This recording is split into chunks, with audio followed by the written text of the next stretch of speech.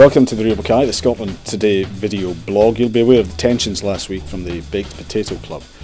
Now, we're doing this in the presenters' dressing room. This is a place where presenters, it's a sanctuary. It's where they come and preen and gaze at themselves in the mirror and tell themselves how wonderful they are. And there's various bits of personal equipment. We've got the hair straighteners, you know, that people use just to make themselves look perfect. And they've got the hair dryers and, you know, there's all this stuff. And it's a very personal place. And then we find this.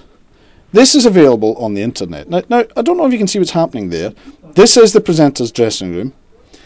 And you will find that people are shouting, paying it disrespect, but somebody's even using the hair straighteners. James, specifically, is using the hair straighteners. Now, you can see two other people in that would be Kirstin and Sean. And surprise, surprise, they're in here again. Kirstin and Sean, would you care to come? I answered to this all last week. No, I'm not doing this by myself. She's the co-founder, so she has to. Kirstin, you are aware of the offence that you caused all last week? I have seen the vlog, yes, John. Yeah. And what's your response to that, Kirstin? Well, I'd just like to say, right, usually Sean and I squabble about who's the leader of the Baked Potato Club. Coleslaw is. And then, last week he announced in the vlog when things were going, you know, the wrong way, that I was the leader, when I'm not.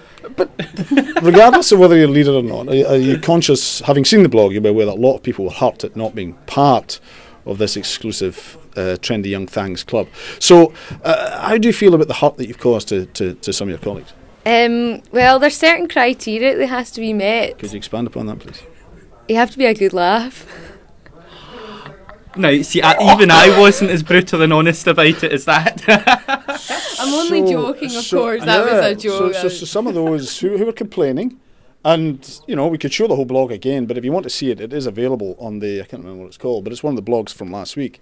There was a lot of people expressing, was it Trendy Young Thangs? Trendy Young Thangs. Yeah, well, it featured a lot of people who were hurt, and you're saying that they're not funny enough. No, that's not what I'm saying. That's what you did say. You just have to be kind of like, I don't know. It's just who was around at the time. No, Kirstin, no. We know that's not the case, because other people were around. Actually, it just dawned on me. I sent the invites out. Exactly. I took head of it on that occasion, and I sent the invite out, and I used Iceland invites, and they only allow you to invite like 8 people, 8 invites.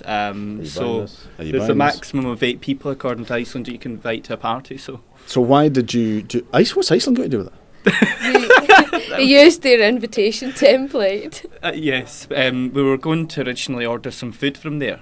And then I saw that they actually had party invitations on the website that you could send out for your party. And so I come back to the point again. What was the criteria? Why were some of the young things? Because we're not just talking. It can't just be AIDS. There was a lot of 20s somethings were not invited. See, all I can say, John, is you forced us underground. You forced the Baked Potato Club. We have to meet in secret now. It's called the Newsroom Schism. That's what it's called. That's right. The blog's called the Newsroom Schism. So there has been a schism. Okay, right. So we've done that. Right.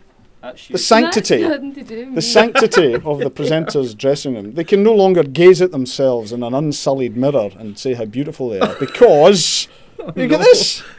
Bean, coleslaw, King Edward, and myself tuna.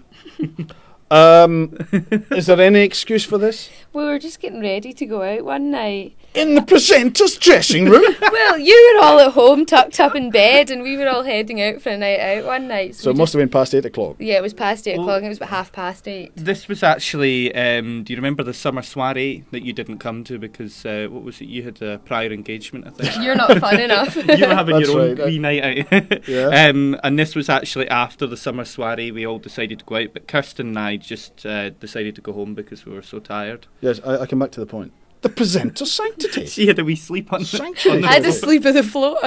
She even slept on the floor. You slept on the floor of the presenter's sanctuary?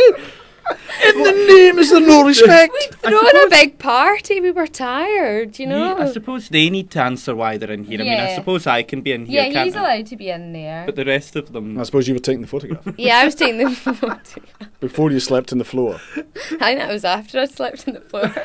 But the look of your face there, I would suggest that may well indeed be the case. Okay. So, the Newsroom Schism continues. I think there's more to come on this.